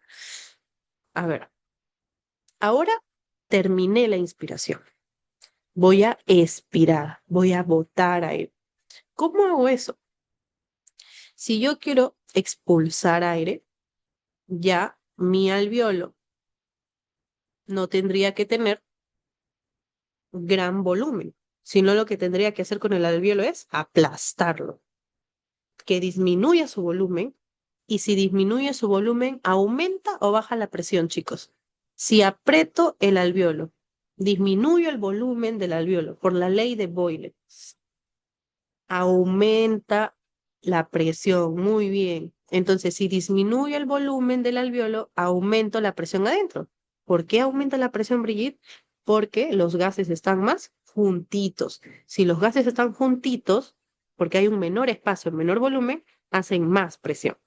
¿Y hacia dónde creen que se quiere ir esa presión de oxígeno, perdón, esa presión de CO2, porque ya estamos de salida? ¿Hacia dónde se quiere ir? Hacia afuera. Entonces va a salir con gran presión hacia el ambiente. Y así es como se exhala, así es como se expira, ¿ok? Aumentando la presión intraalveolar. Pregunta, chicos, acá, a ver, ¿cómo estaría la presión pleural? ¿Sería una presión positiva o una presión negativa? Si ya quiero expirar, quiero botar oxígeno de mi alveolo, de mi pulmón, la pleura, tendría que hacer presión positiva hacia el alveolo. Muy bien, presión positiva. En realidad, ojo, lo que les he preguntado ha sido didáctico, sí, pero en realidad la pleura nunca tiene presión positiva. ¿Qué les he dicho? Si la pleura tuviese presión positiva, miren cómo estarían sus alvéolos. Así, colapsados. Entonces, en conclusión, la pleura siempre tiene presión negativa, pero cuando expiramos se hace menos negativa. Claro, se hace menos negativa, o sea, se acerca, se quiere acercar a ser positivo, pero no puede ser positivo, porque si es positivo, lo colapsaría el alveolo. Entonces, tiene que hacerse menos negativo, sí, para poder presionarlo un poquito, o mejor dicho, para no succionarlo tanto, pero se necesita seguir siendo negativa para que el alveolo no se colapse totalmente, sino siga un poquito insufladito. Muy bien, Ximena. El alveolo siempre tiene que estar abierto. Y para que el alveolo siempre esté abierto, ¿qué necesito de la pleura? Que siga succionando un poquito. Pero cuando inspiro, succiona más, ¿no? Cuando inspiro, la succión, la presión negativa es más negativa. Y cuando expiro, va a seguir siendo negativa, pero ya no tanto, porque ya no debo insuflar, sino expirar. A ver, llegó la hora de la verdad. La hora de la verdad. Con sinceridad. Con sinceridad, por favor. ¿Quiénes me han entendido? Solo con sinceridad. Reaccionen en el chat, en el, con un emoticón, con sinceridad. Solo los que han entendido al 100%. A ver, a ver, a ver. Ya. Buenas noches. Ya. Muy bien. Entonces, yo sé que es difícil. Yo sé que es difícil entender esto. Se los he tratado de explicar de la mejor forma. Eh, si lo han podido entender, chévere. Si no, repitan el video. Eh, espero que se pueda subir luego. Igual luego les voy a dejar mi número por si tienen alguna duda. ¿Cómo es el tema de los volúmenes? Bueno, cuando inspiro, ¿va a incrementar o bajar el volumen? Obviamente va a subir el volumen dentro de mi pulmón. Va a ser 500 mililitros, volumen corriente. Y cuando expiro, ¿qué pasa con el volumen? Baja. Chicos, todo esto es la dinámica de presiones. Ahora, existe una presión que es la llamada presión transpulmonar. ¿Qué es esto? La presión transpulmonar no es otra presión. La presión transpulmonar es la diferencia entre la presión del alveolo y la presión de la pleura. Nada más, ¿ya? Esto que está aquí a la derecha es lo mismo, pero es separado. Aquí en la parte superior, de rojo, es cómo varía la presión del alveolo cuando inspiro, expiro, inspiro, expiro. Lo que está de azul, la presión de la pleura. Y lo que está de negro es cómo cambia el volumen de aire. Entonces vamos a comenzar con lo más fácil. Cuando inspiro, miren el volumen de aire, ¡plup!, aumenta. Cuando expiro, baja. Es lo mismo que está acá, si se dan cuenta. Este es un gráfico del Guyton. Dicho sea de paso, el Guyton a mí no me gusta mucho. No me gusta para nada, de hecho, nunca lo he leído, porque no lo entiendo. Si se habrán dado cuenta, yo soy más de entender las cosas como pasito a pasito, como forma didáctica, porque si no, no capto. No me gusta memorizar, me gusta realmente entender las cosas. Entonces el Guyton no lo he leído porque me parece que es muy técnico. Yo leería el Guyton ya sabiendo bastante de fisio para saber más de fisio, ¿ya? Estos solo los saqué porque es el mejor gráfico para explicar lo de las presiones. Ahora, ¿qué pasa con la pleura? Mejor comencemos con el alveolo. ¿Qué pasa con el alveolo? Se infla, ¿cierto? Se infla, ya acuérdense, estamos recapitulando, chicos, para los que entendieron, para que vuelvan a entender y si no, para que lo entiendan acá. Se infla el alveolo. Si se infla, por ley de Boyle, más volumen, pero gases dispersos. Si los gases están dispersos, hacen menor presión. Entonces, si hay menor presión en el alveolo, ¡plup!, presión negativa en el alveolo. Presión alveolar negativa. Cae, baja. Ya. Si la presión alveolar cae, mi alveolo está insufladito, está con más volumen. La pleura está aquí a un costado. ¿La pleura lo va a aplastar haciendo presión positiva? No. La pleura lo tiene que insuflar más, lo tiene que agarrar así para que esté bien infladito. O sea, lo succiona hacia los costados. Presión negativa. Entonces, miren que al mismo momento que hay presión negativa alveolar, hay también un aumento de la presión negativa pleural.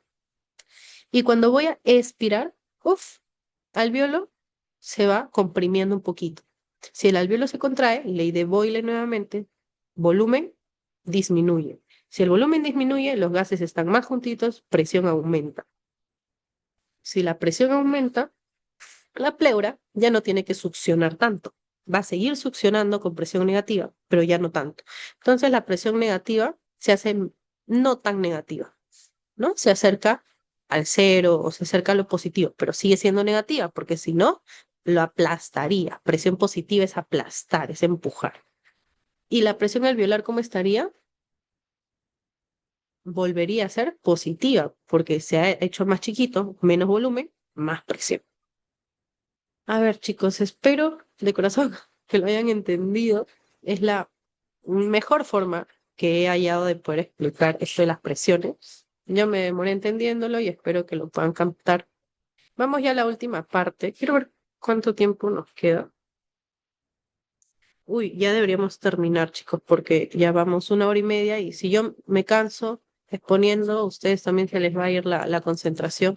Vamos a terminar con esto que es lo más importante. Esto ya no lo vamos a ver porque no me gusta explicar así como paporreta. Me gusta explicar realmente lo poco que explique, me gusta que se entienda. Así que, a ver, ¿qué es lo más importante que les puedo decir? Ya, les voy a decir esto, ¿ya? Uy, no. Voy a tratar de explicarles todo lo importante. Y a ver, dos cosas. Y a ver, dos cosas. Ay, no, no puedo escribir ahí, pues. Ya, miren, miren. Dos cosas. Estos son vasitos sanguíneos, ¿ok? Imagínense, que están llevando sangre hacia los capilares. ¿Ya? Por gravedad, chicos, por gravedad, un líquido, ¿hacia dónde cae? Hacia abajo. Entonces, por gravedad, la sangre que llega a mis pulmones, hacia los capilares, cae más hacia abajo. O sea, los capilares alveolares están más llenos de sangre, llenos, llenos, llenos, abajo, en las bases de mis pulmones. Y en los ápices, o sea, arriba, en el lóbulo superior, llega ya poquita sangre. O sea, el capilar alveolar está con poquita sangre, como ven acá, está con poquito. Y acá abajo más. ¿Y qué hay al costado de un capilar alveolar? El alveolo. Esto que está aquí de color morado, como circulito, es el alveolo. Entonces, miren el alveolo, cómo de grande está aquí, porque tiene espacio. El capilar está chiquito, porque por gravedad arriba no llega mucha sangre, y el alveolo está aprovechando ese espacio y se hace más grande. En cambio, abajo, en las bases, hay más sangre, y por lo tanto, el alveolo está comprimido, está más chiquito.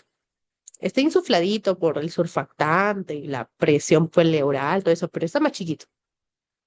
Creo que por acá tengo otra imagen. Ahí está, esta me encanta. Miren, arriba, poca sangre, poca perfusión. Abajo, mayor perfusión. Arriba, la poca perfusión hace más espacio para que mi alveolo esté más insuflado. Abajo, mi alveolo está menos ventilado porque está muy aplastado por el capilar.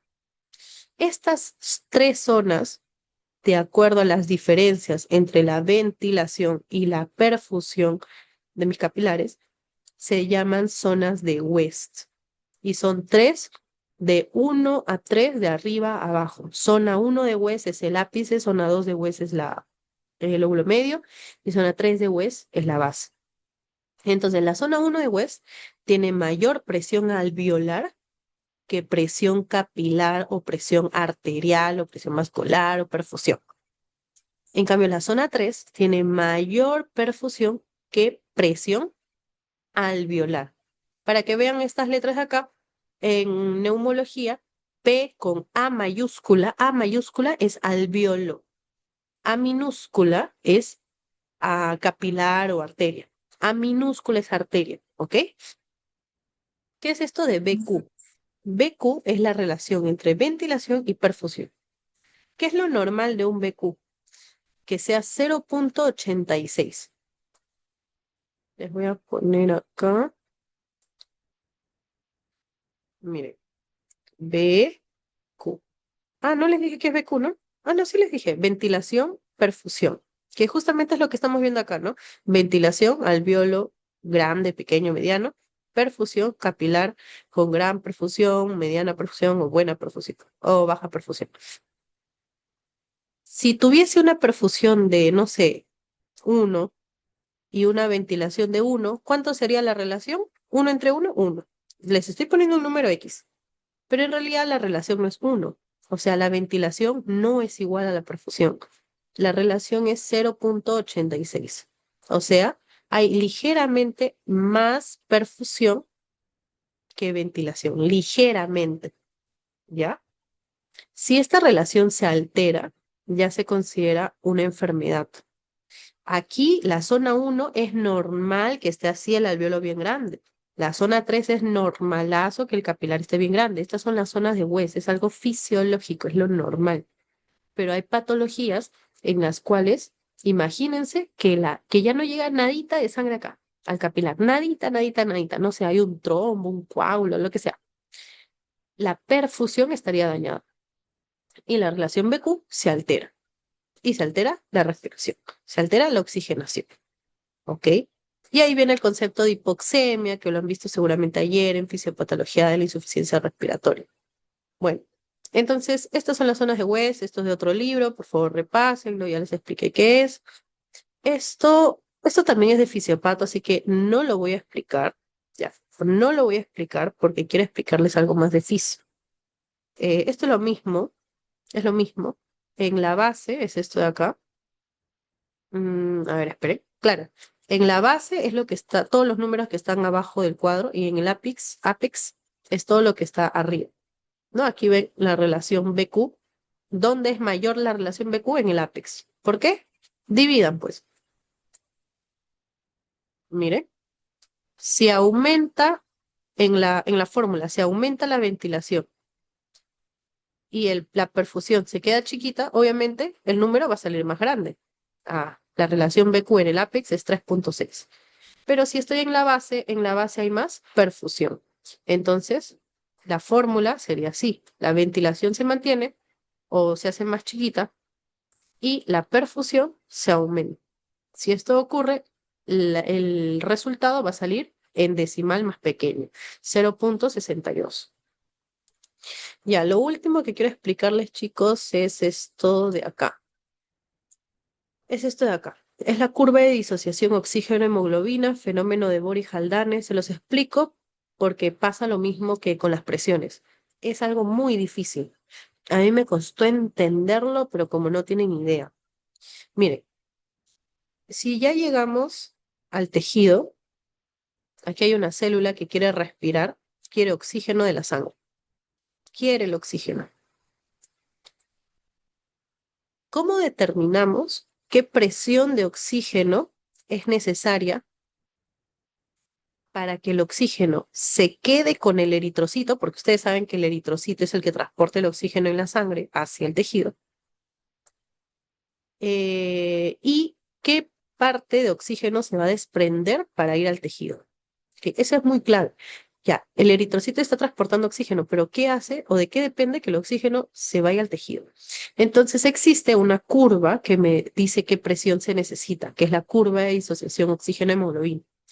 La saturación de oxígeno quiere decir qué tanto oxígeno está unido al eritrocito. Está saturado al eritrocito. Y la presión de oxígeno quiere decir qué tanta presión tengo que hacer para unirme al eritrocito. ¿Ok? Entonces, miren acá.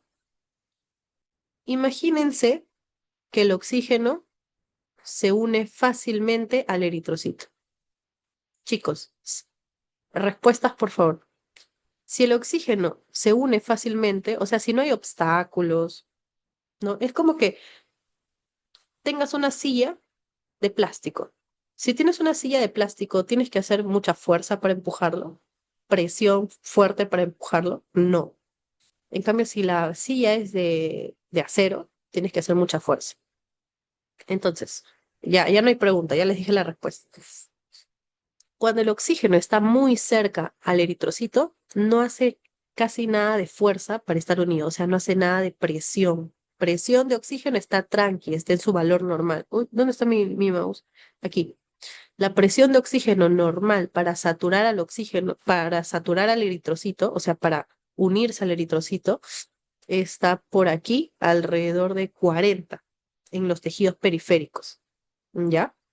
Entonces, acá en el tejido. Ya, entonces, ¿qué es el efecto Bohr? El efecto Bohr es cuando hay obstáculos. Miren lo que voy a pintar acá de color rojo. Imagínense que hay obstáculos entre el eritrocito y el oxígeno. Imagínense, chicos, que ustedes quieren abrir una puerta y en esa puerta hay obstáculos.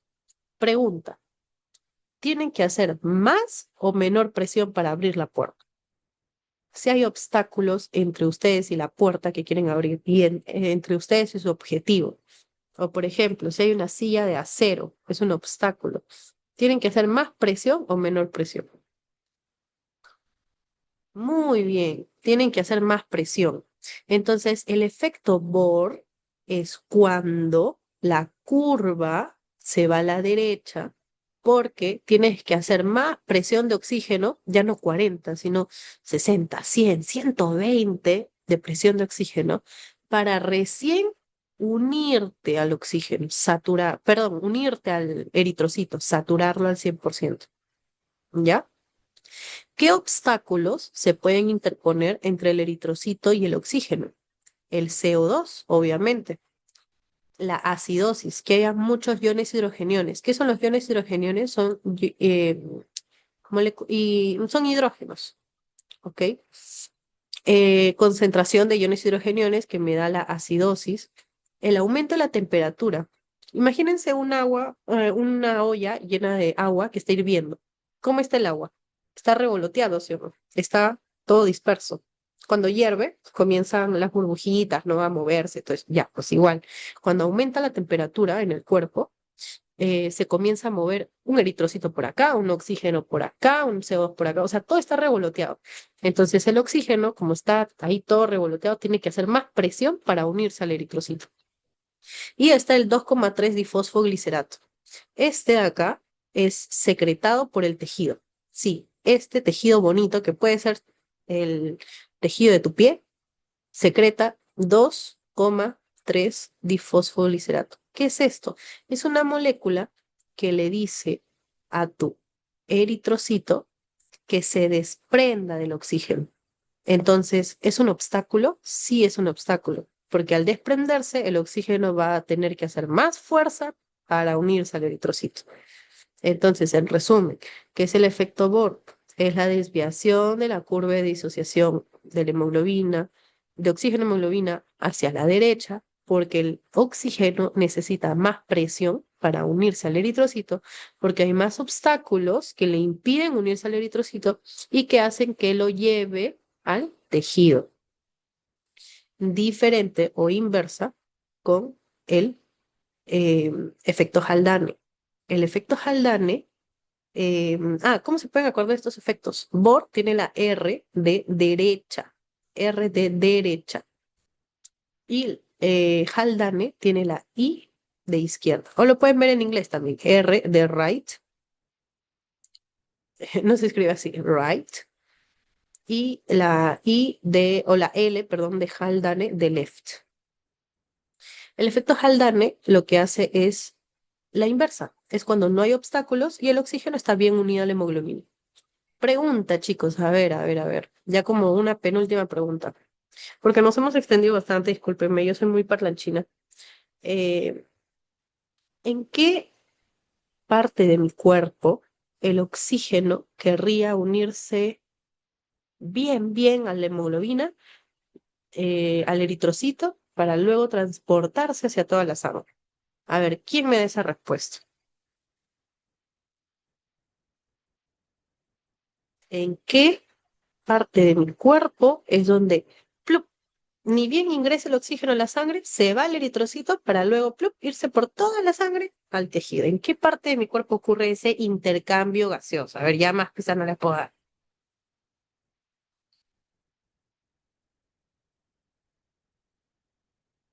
Muy bien, chicos. Este efecto Haldane, en el que no hay obstáculos, en el que el oxígeno se va hacia los eritrocitos con mucha facilidad, o sea, haciendo poquita presión, por eso el Haldane se va hacia la izquierda, porque miren, apenas necesita, no sé, 26, 20 de presión de oxígeno para unirse al eritrocito, porque no hay obstáculos. Repito, ¿cuáles son los obstáculos? Estos de acá. Y eso se los van a preguntar en exámenes y ya saben cómo interpretarlo.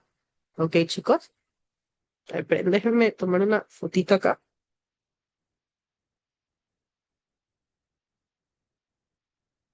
Ya. Muy bien, chicos, entonces eso sería todo. Les voy a hacer nada más unas dos preguntas, solo para saber que han entendido, y ya con eso yo me retiro, ¿ok? A ver, no, les voy a hacer varias, pero quiero que me respondan rápido. A ver, la pregunta que está aquí abajo, a la derecha, ¿cuál es la respuesta? ¿Verdadero o falso? No se guíen de lo que está marcado, ¿ah? Porque algunas están mal marcadas. Falso. ¿Cuánto es? 500. A ver, zona uno de West es donde la presión alveolar es más que la presión de la arteria pulmonar. ¿Quién me dice? Zona uno de West, la presión del alveolo es más que la presión de la arteria. ¿Verdadero o falso? Exactamente. Zona de West 3. Aquí está mi arteria pulmonar. Abajo manda buena sangre porque por gravedad cae bastante sangre abajo y el alveolo está así comprimido. En cambio arriba manda poquita sangre y el alveolo está así. La presión alveolar mayor que la presión capilar y acá abajo el alveolo, perdóname, está todo comprimido. ¿Ok? Muy bien, muy bien. Ahora, ¿las bases del pulmón están bien profundidas? Sí. A ver, ¿alguien sabe esta? ¿El surfactante qué neumocito lo produce? ¿Alguien sabe? Neumocito tipo 2, muy bien, muy bien. Yo siempre me acuerdo así, mire. Si este es el alveolo, el número uno es plano, ¿sí o no? Y el número dos, como dos barritas, es gordito. Ya, los neumocitos tipo 2 están en las esquinas de los alveolos, son células cuadraditas, cúbicas, y los neumocitos tipo uno son planos, que están aquí, recubriendo toda la superficie. El 95% de mi alveolo son neumocitos tipo uno, si se dan cuenta. Y poquito porcentaje son los neumocitos tipo 2. Y los neumocitos tipo 2, por ser los más gorditos, los más rechonchitos, son los que tienen buena capacidad para producir ese surfactante. Ya, a ver. A ver, a ver, a ver, a ver, a ver, a ver. Ajá. El efecto Haldane está en relación con el oxígeno que se une a la hemoglobina y libera CO2, chicos. ¿Es así el efecto Haldane o ese es Bohr? ¿Verdadero o falso?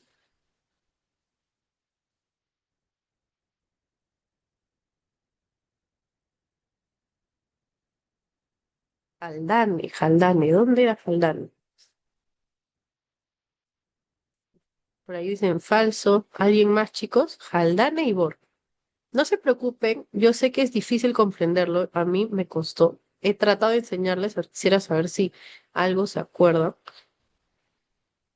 Ya, es verdadero, no se olviden, no se olviden, ya se confundieron. No se preocupen, si se han confundido, es difícil, a mí me costó mucho tiempo, pero léanlo y van a ver que es fácil cuando ya lo ves varias veces, ¿no? Ya bueno, miren acá, efecto Bohr, desviación a la derecha, ¿qué está en el eje X? La presión. Entonces, desviar a la derecha quiere decir que tengo que hacer más presión para recién unirme al eritrocito. ¿Y cuándo tengo que hacer más presión? Cuando algo está muy dificultoso, cuando hay más obstáculos. ¿Qué obstáculos estaban por acá? Por acá, el CO2, los iones hidrogeniones, la temperatura y el difosfoglicerato. En cambio, efecto Haldane es cuando hago poquita presión, o sea, se desvía la curva hacia la izquierda, porque no hay obstáculos. ¿Y dónde no hay obstáculos? En los pulmones. ¿Ok? Em, ya. A ver, a ver, a ver, a ver, a ver, a ver. Ajá. A ver, el espacio muerto anatómico es de 150, ¿verdadero o falso? Espacio muerto, les agradecería una rapidita participación, por favor, para no dilatarnos más.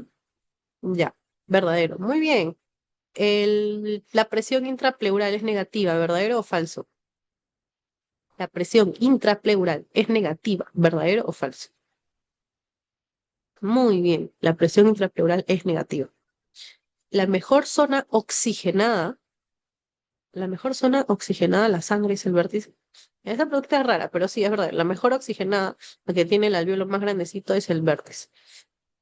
A ver, si alguien saca esta. La capacidad residual funcional es volumen residual y volumen respiratorio expiratorio. volumen residual expiratorio, perdón, ¿verdadero o falso? Capacidad residual funcional es el residual más el reserva expiratorio, ¿verdadero o falso?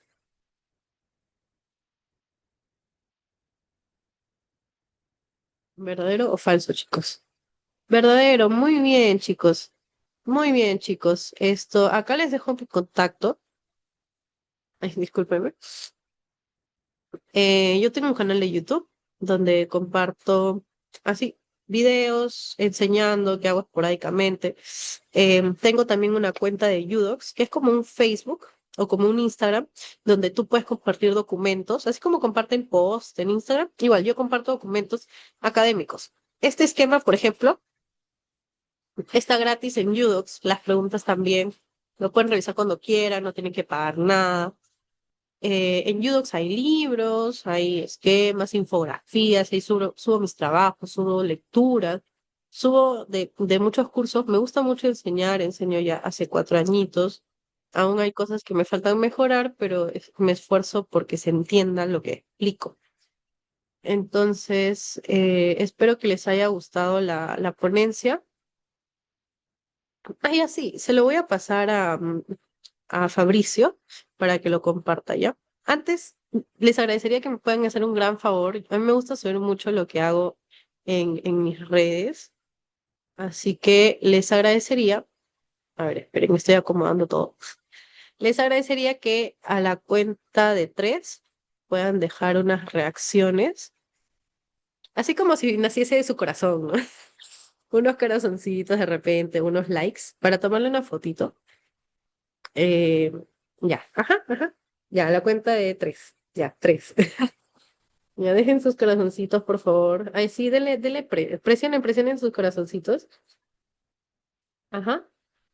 Ya sigan presionando para que no se vayan sus corazoncitos. Porfa, solo les pido ese favor, un minuto de favor nada más. Sigan presionando, esperen, esperen. Quiero esto de acá. Ya, sigan presionando, chicos. Para nada obligados. Esperen, esperen. Ya. Sigan presionando, por favor. Ya, chicos, mil gracias, de verdad. Me encanta mucho explicar física, así que cuando quieran me pueden escribir. Este es mi número. De verdad, espero que, miren, si 2 frases de lo que les he dicho hoy se acuerdan, yo feliz. Muchas gracias, chicos. Cuídense. Ha sido un honor enseñarles y, y nada, cualquier cosa me escriben. Gracias, Fabricio. Gracias a Asociación UPCJB y a Asociación SBP, mi casa de estudios, por esta oportunidad de hacer lo que más me gusta. Chao, Fis. Ujú. Mm. Muchas gracias, Brigitte, por la ponencia y y por la forma de explicar, siendo más dinámica y haciendo analogías. Esperamos contar con usted para futuras actividades. Bueno, chicos, ahora los que tienen alguna duda por aclarar o preguntas acerca del tema, la escriban por el chat y ya sabes que deben aprobar con 3 preguntas de 5 para obtener su certificado. Cortaré la llamada en 10 minutos para que puedan acceder al link y no tener problemas. Por último, les envío también los links de las redes sociales de SCOMI para que puedan enterarse de